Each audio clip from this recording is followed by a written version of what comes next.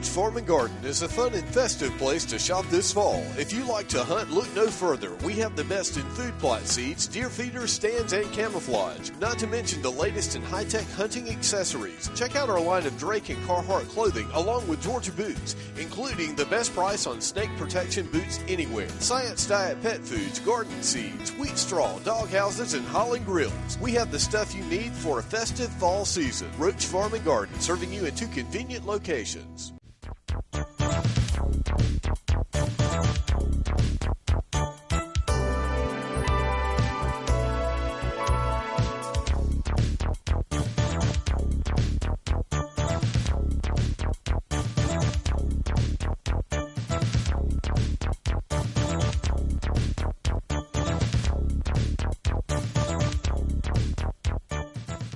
Hi everyone, we'd like to welcome you to Real Talk.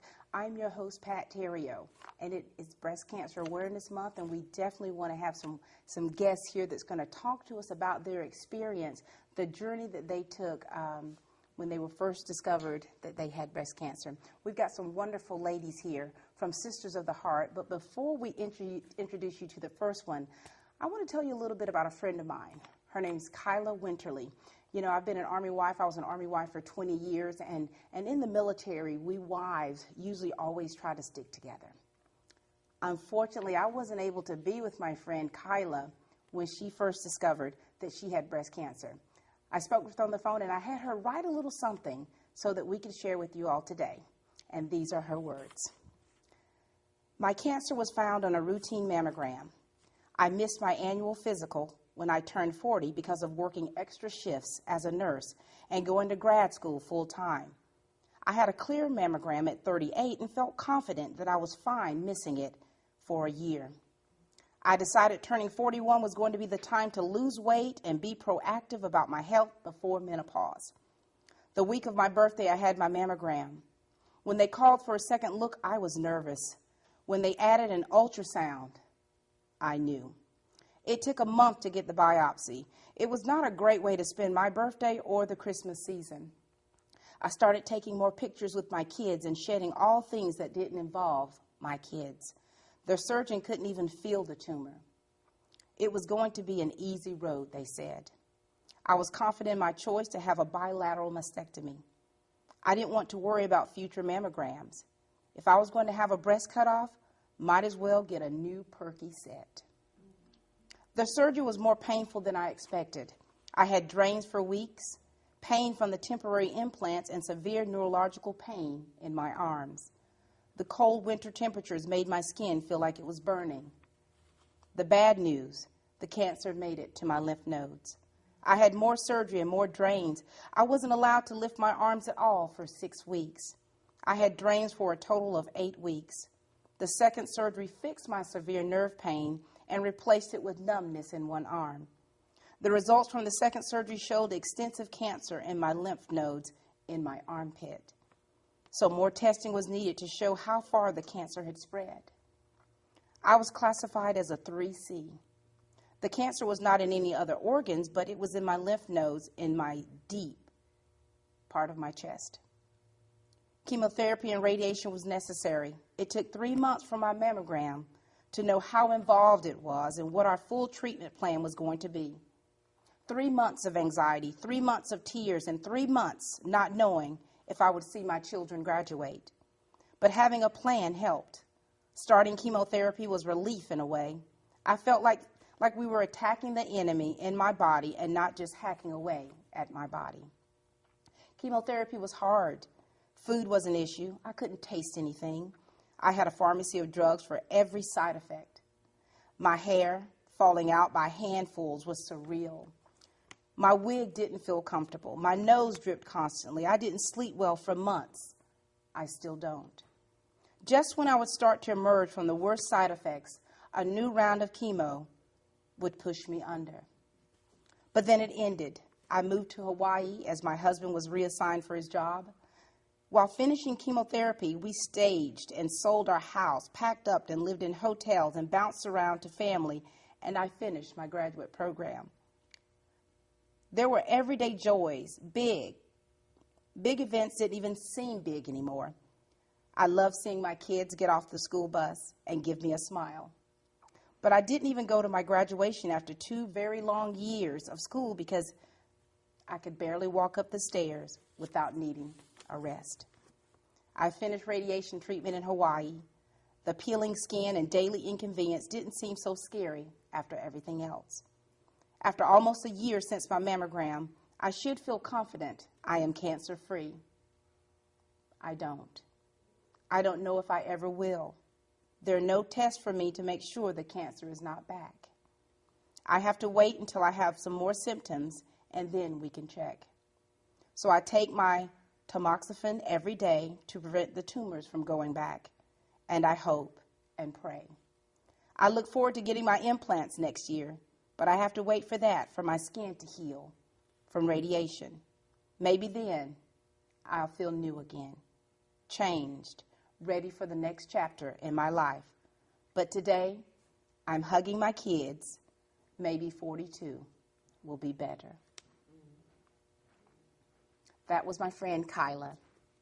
And we've got another friend here, Miss Jackie Whittle,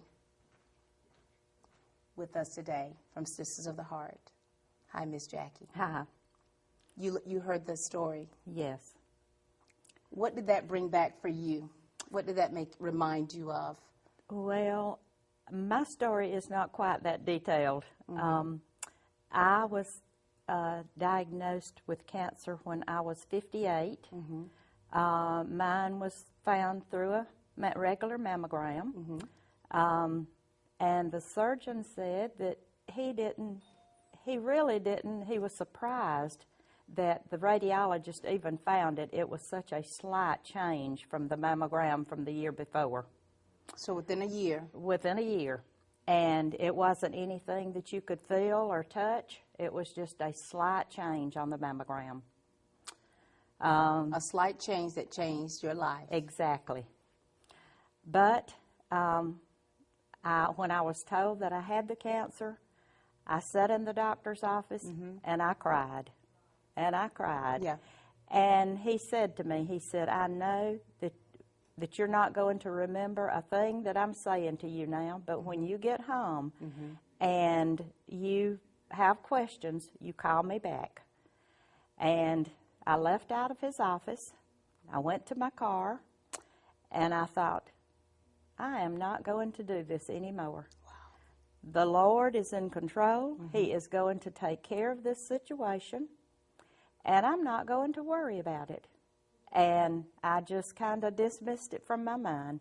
My first grandchild was born in January of 03, and I was diagnosed with cancer in April of 03. Wow. So he was 3 months old. 3 months old. And that just helped me get through this ordeal. So having your family. Exactly. Tell us a little bit about your family, because, you know, when we go through traumatic events like this, it's so important to be able to have some kind of support system. Right. And I'm married to Royce Whittle. We have 2 daughters. The oldest daughter lives in Bonaire, and she has 2 children, Gracie 7 and Gunnar 4. How sweet. And then my youngest daughter lives in Dublin, and she has 4 children. Noah is 11, Sophia is 9, Jalen will be 2 years next month, Right. and Adeline is 7 months. Oh, wow. Look at that. So many little joys. Yes.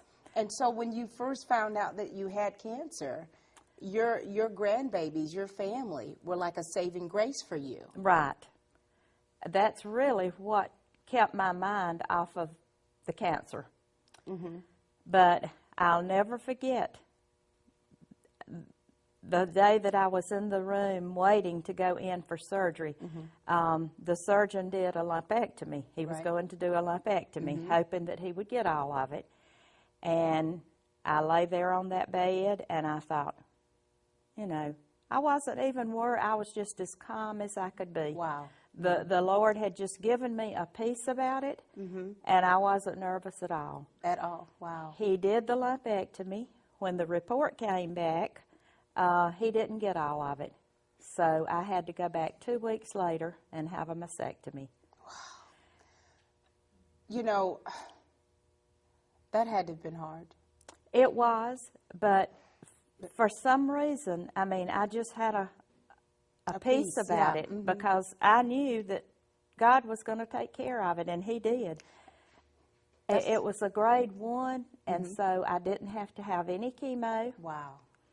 I took the pill for 5 years, didn't have any problems with that. Everything just went real smooth. And how many years have you been cancer-free?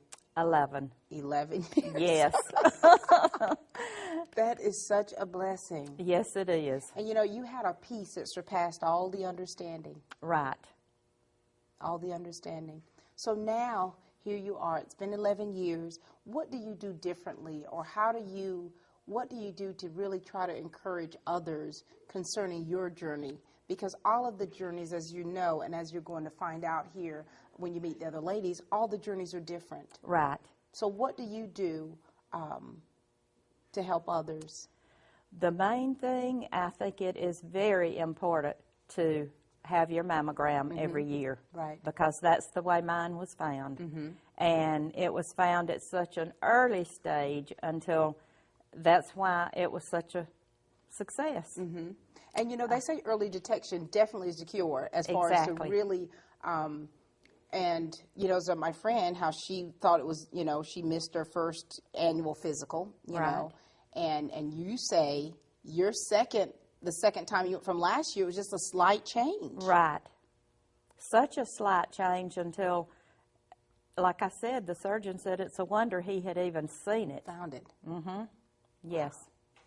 And so now you advocate for other women to really encourage them. And so when you see women, tell us about the group. Tell us about Sisters of the Heart. After I had my surgery, a very sweet lady from our group called me, Mary Catherine Allagood, and wanted to come and talk to me. And so I told her that would be fine. She came and talked with me about her experience.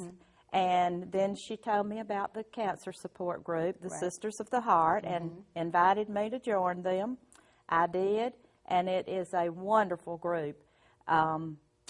They are a very loving, caring group. We meet and share with each other. Right. And since I have been in that group, we have lost several very sweet, dear ladies. One was Carlene Black. One was Sarah Jean Price. Wow. Gloria Rogers, Betty Watson. All of those have passed on since I joined that group. And how long have you been part of the group? 11 years. So 11 years. So that lets you know, really, cancer doesn't have a name on anyone. There's no respect of person. Right. And even though you are cancer-free, you still have to be very proactive. That's right. You do. You do. Well, we're glad to have had you here on the show. How was it therapeutic for you to just be able to talk a little bit? Yes, ma'am. You know, you look beautiful, by the way. Well, thank you. You look so beautiful. Thank and we're you. so thankful that you're at the place that you are. And, you know, what's beautiful about, too, your story is that you still had such a peace, even though you did not know. You know, we sometimes have the fear of the unknown. Right. But God gave you a peace about it. He did. I mean, immediately after the doctor told me that, and I had my cry, Yeah. I just said to myself, I'm not going to do this anymore. Wow. So you put your big girl panties on, so Exactly. to speak. And just Yes. well, we're so thankful for you, and thank you for being here. Thank you for sharing your story with everyone. Thank you. And we know you're going to continue to help other ladies. Yes. Yeah. Fight for the cure. This is Miss Jackie Whittle, everyone. Thank you so much, Miss Jackie. And thank you. All right. Jackie Whittle.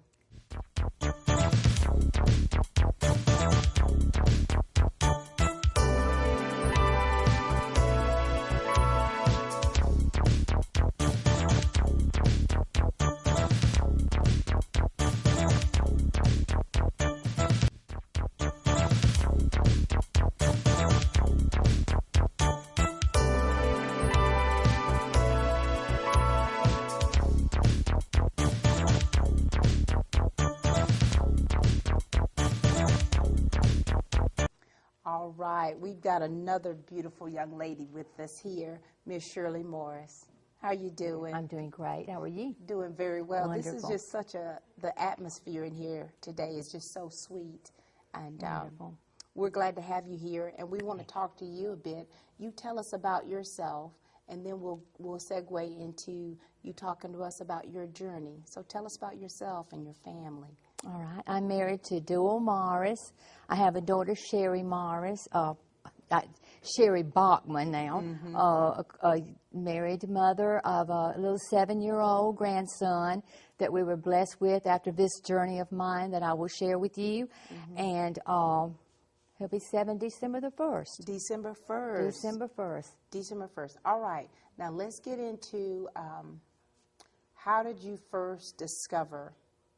Through breast self-examination. I examined myself, and I felt a little place there that felt, as they will tell you about, felt like a pea or a pearl type sensation in my breast, and that gave me concern immediately. Right. And but I felt a reassurance. I have a great faith and trust in the Lord in all situations. Right. And I felt that whatever befalls us, that God will bring us through it. Amen. And so that's the way I dealt and faced it. You discovered it yourself. I discovered it. How old were you Yes. then? I was 41. Same as my friend Kyla. Yes. I turned 42 in September.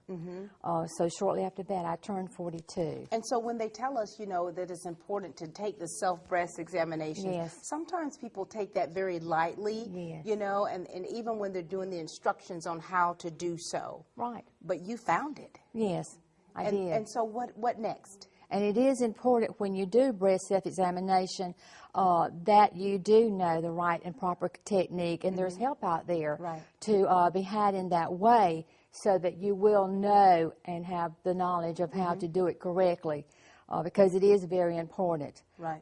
But I have made a few notes so that I don't want to leave, the ones out that I just feel important, the suggestions to the ladies out there during this October Breast Awareness Month, and I just want them to know that it's important to have early detection and early prevention. Right. But when you hear the word from your doctor, and he says to you and your families around you, and he says to you, Shirley, you have cancer. Wow. Yeah. That's it. That in itself. That's the beginning of real things. Yeah. That's the beginning of a real thing. That word cancer. When you're told that, there's all kinds of thoughts that go through your mind. Right. Just immediately. Immediately. And even if it's not you, when you hear someone else say it, it just Yes. puts you in a certain place. It does. Because all It of us does. has family member or friends or someone that that's been touched by cancer. Yes. Go ahead. Yes. So just know, though, that God is good always. Amen. And let me say that I've been blessed with a wonderful doctor, and Dr. Andrew Bedingfield. He's been my doctor for 25 years. For 25 years. 25 years. Kudos to Dr. We have Bedingfield. met every year for 25 years. I have met my dear friend, Dr. Bedingfield, and recently met him to get a good report from having had my mammogram this month, ladies. All right. all right. Mammogram. And so I just want to be there again, be an encouraging person, and having walked that walk. And I can talk the talk because it is so important. So do have your mammograms. So wait a minute. You're talking about 25 years. So have you been cancer-free for about 25, 26 years? Wow. I have. There have been issues, Right. through that time. But and we've seen about that. That's another thing. You have issues, and you make sure that it's seen about. Absolutely. We have to be checked. Right. We have to be aware of our body, and we have to know that there is availability out there, and we must seek that help. Absolutely. Indeed. But and as far as with any situation in our lives, the support of people is so important, Pat.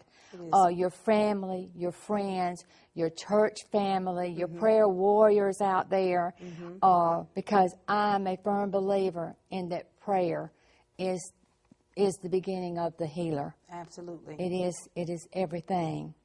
And so I did also at that time, and it's been so long ago, I really don't remember exactly who encouraged me to join the Sisters of the Heart.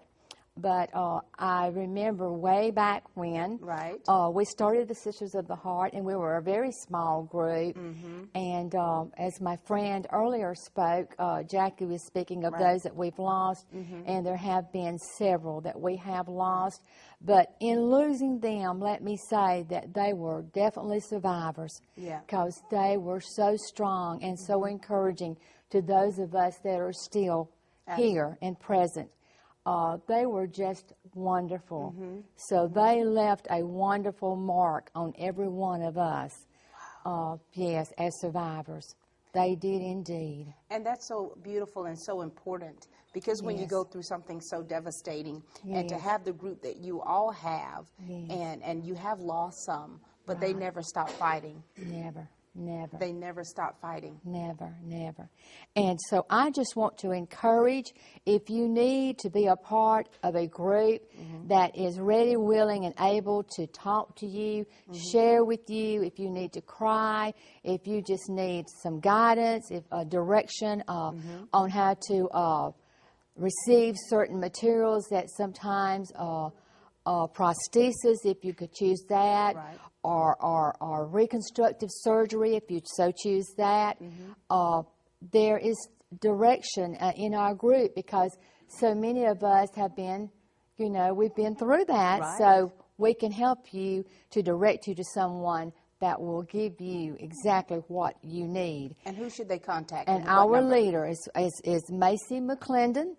Macy's number is 478-272-2545, 272-2545. Good. And she will be ready to receive your call, and we would be ready to receive you in our group and love to have you as a part of our group. How wonderful is that? Yes, but there again, I just want to say, have your mammograms, do your breast self-examinations, praise God when you receive a good report, and look for blessings in all your adversities. There is hope, and you can be a survivor. Wow. Because I'm looking at one right now. Amen. We're looking at Big one. time. Thank you so much, Miss Thank you. Shirley. Thank you, Pat. Wonderful, beautiful spirit. Miss Shirley Morris, everyone. Thank you.